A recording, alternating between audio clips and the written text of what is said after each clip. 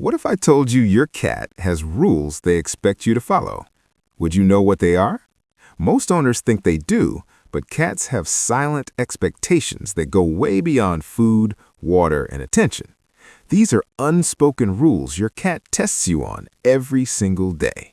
And if you keep breaking them, which most people do without realizing it, your cat won't tell you. They'll just quietly lose trust in you. Let's start with the one almost everyone gets wrong.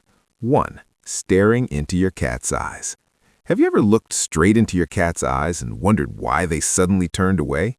You probably thought nothing of it. Maybe they got distracted. But here's what was actually happening. In cat language, direct eye contact is not love, it's a challenge. When you lock eyes with your cat and hold that stare, even for a few seconds too long, your cat reads it as a threat. It's hardwired into their instincts. In the wild, a prolonged stare between two cats is what happens right before a fight. So every time you gaze into those beautiful eyes, thinking you're sharing a moment, your cat is sitting there wondering why you're being aggressive.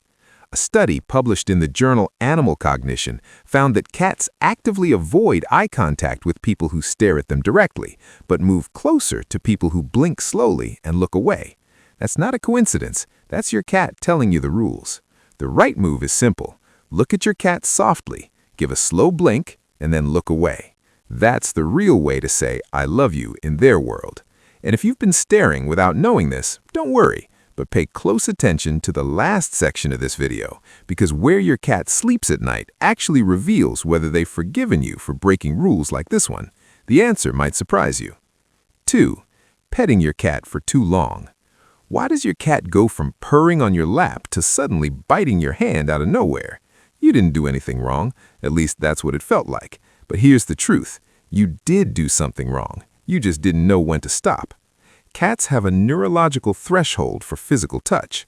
Once you cross it, what started as pleasure turns into overstimulation. And when that switch flips, your cat isn't being mean. They're telling you that you broke the rule. Researchers call it petting-induced aggression. It happens because the repeated stimulation on their skin starts to irritate the nerve receptors. Think of it like someone rubbing the same spot on your arm over and over. At first, it feels nice. Then it gets uncomfortable. Then it's unbearable. The signs are always there before the bite. Their tail starts twitching. Their ears flatten slightly. Their skin ripples along the back. Most owners miss every single one of those signals because they're too focused on how cute the moment is. The rule is simple. Pet in short sessions. When you see any of those signals, stop. Let your cat decide when they want more. That's not rejection. That's your cat teaching you how they want to be loved. And hey, before we move on, if this is already changing the way you see your cat, hit like and subscribe so we can reach more owners who want to learn the rules their cat will never meow about. 3. Moving their favorite spot. You know that one spot your cat always sleeps in? What happens when you move the blanket, rearrange the couch, or toss out that old box they loved? Most owners don't think twice about it. You're just cleaning up. But to your cat, you just destroyed something that belonged to them. Cats don't see your home the way you do. They map their entire world through scent and territory. Every spot they claim gets marked with the pheromones from their face and paws. That's their way of saying, this is mine, this is safe, I belong here.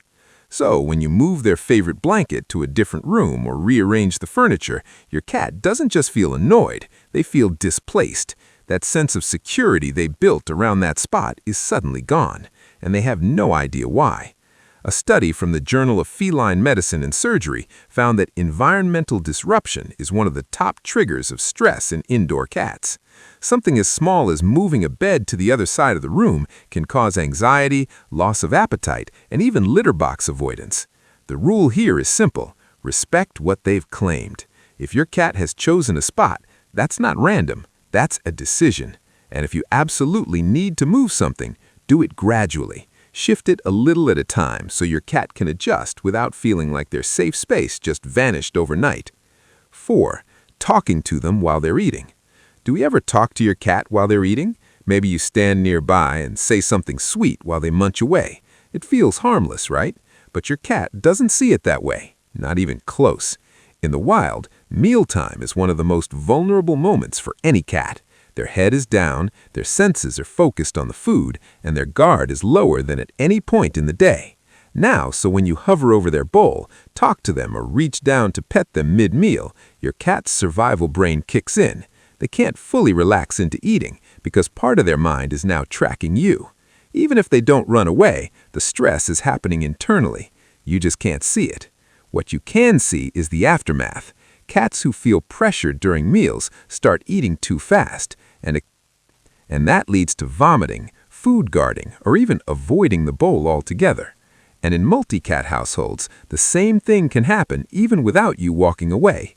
When food bowls are placed too close together, the presence of another cat creates that exact same pressure. So even if you walk away, they still don't feel safe eating at their own pace. The rule is simple. When your cat is eating, give them space. No talking, no touching, no standing over them. And if you have more than one cat, give each one their own spot to eat. Those few minutes at the bowl belong to them and them only. 5. Ignoring them when you walk in. When you come home after a long day, what's the first thing you do? Toss your keys, check your phone, kick off your shoes, but have you ever noticed your cat was right there waiting for you? Most owners walk right past them without a second thought. And to you, it's nothing. You're tired, you're distracted, but to your cat, that moment meant everything. Cats don't greet casually. When your cat shows up at the door or watches you walk in from across the room, that's a deliberate choice. They're acknowledging you, and they expect you to acknowledge them back. This isn't neediness. It's a social ritual that cats take seriously.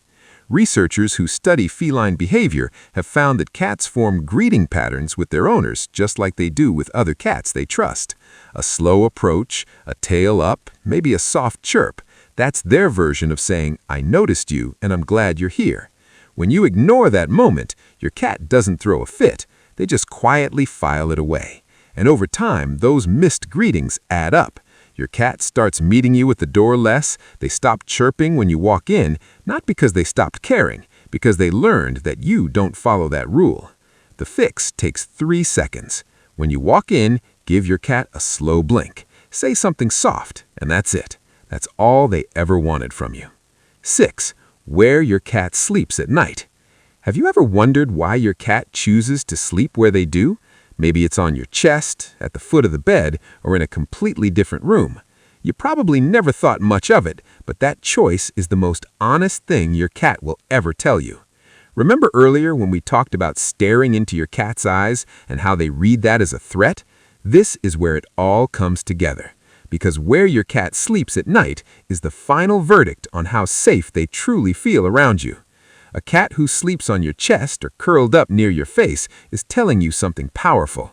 They're placing themselves at their most vulnerable, in their deepest state of unconsciousness, right next to the person they trust more than anyone. That's not just comfort, that's complete surrender. A cat who sleeps at the foot of the bed still trusts you, but they're keeping a little distance. They want to be close, but they also want an easy exit. That's not rejection. That's a cat who's still learning your patterns and making sure you're safe to fully let their guard down around. And a cat who sleeps in another room entirely, that doesn't mean they don't love you, but it might mean something in your daily routine is making them feel unsure. Maybe it's one of the things we talked about today that you didn't even realize you were doing. The beautiful thing is, none of this is permanent. Every single day is a new chance to follow the rules your cat has been quietly waiting for you to understand, and now you know them.